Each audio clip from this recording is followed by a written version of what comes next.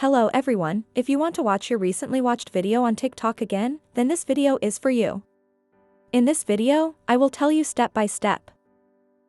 First of all, you have to open your TikTok account. After that, you have to tap on top right 3 lines. Here you have to click on top right 3 lines. After that, you have to click on settings and privacy. After you click on that, you have to click on Activity Center.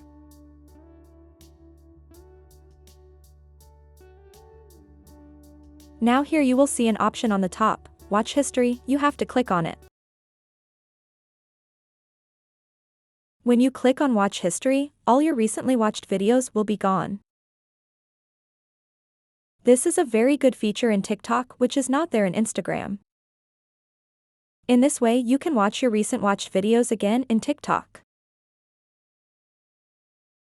Thanks for watching this video. Please subscribe my channel. See you in the next video.